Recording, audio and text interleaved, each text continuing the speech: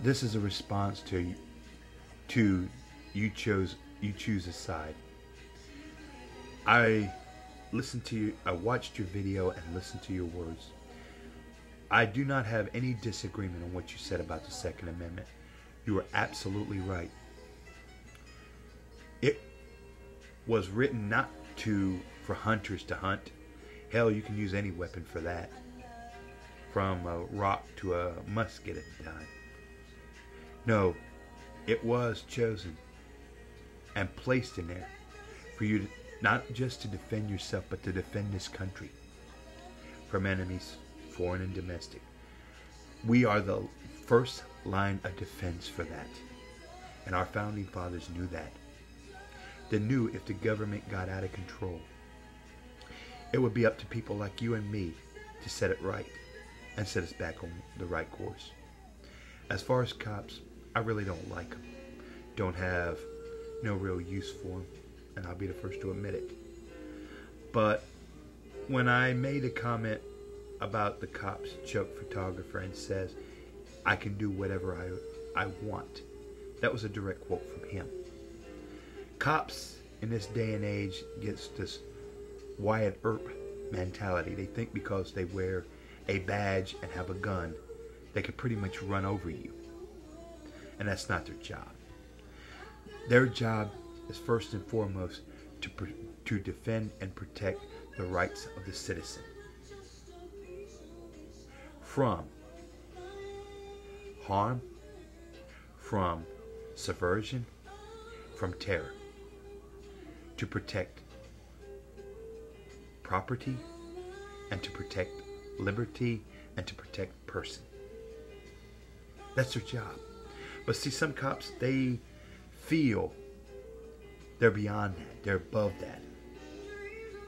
And every now and then you gotta kind of bring them back to earth that, hey, this is your job. You need to do it. When I made it, the camera like this will be the gun of the future, I didn't mean that in the sense of it'll be your only weapon. It's one of many. There was a man out in New Hampshire named Ridley. He got pegged in a similar situation where the cops demanded to see his papers. He told them, by law, I don't have to. The cop got a little agitated to him. So what did he do? He didn't go for his 9mm that was on his right. Would have been easy to do. Poke your gun out there and blow the cop away. He'd have been killed and the cop would have been justified. Or the other cops would have been justified for killing him. But rather than use violence at that point, he used the other two better weapons at his disposal. A cell phone to dial Porcupine 411, and his other friend had a video camera recording the whole incident. Both these devices were recording the incident as it was happening. He didn't have to get violent with the cops to defend his rights. He was able to assert his rights, protect his rights, defend his rights without taking a life. To me, that should always be the first. The firearm should always be the extreme last resort to use. If it has to be used, by all means use it, but let it be the last. If you have options like these, use them first. When all else fails, use the last resort. Like in the video you showed where a man did get beaten down and while being videotaped, I think I remember the situation that the cops who did that not only lost their job but got jail time because they violated their two things: their oath of office, and they forgot what that badge meant. By thinking like Wyatt Earp, you're the law. You're the law. You represent the law and you defend the law. The law being to defend and protect the people under your care, the citizens you swore an oath to God, to country, to Constitution to defend.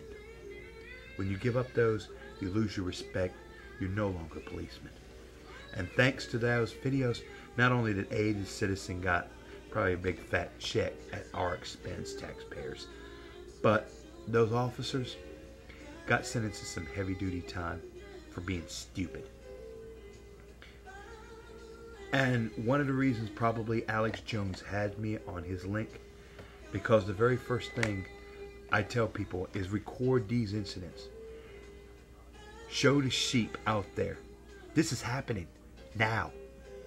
Tyranny is happening now. People like the great Charlie Chaplin warned of the Hitler and what he was going to do. Americans chose to ignore him and paid the price. We need to defend ourselves in any way, shape, and form. I do not promote mindless murder just because I see a cop on the street corner. Don't mean I'm going to go out and blaze guns at him. But if I have a way that I don't have to take a life, I will take that avenue first. But if push comes to shove, I will take one. If all peaceful options fail. If all legal and peaceful options fail, I will take a life if necessary. But as long as people like Ridley and them, and people like Alex Jones have taught me, use the available weapons at your disposal before exhausting all options. And you, my friend, you're a good man. Make me only one promise, that you will defend and protect this country. You stand with the red, white, and blue. Make it worth something. Stand and protect our Bill of Rights, our Constitution, and our Declaration of Independence. Do whatever it takes. Well, you have a good, and I hope I get a good reply from you soon. Thank you.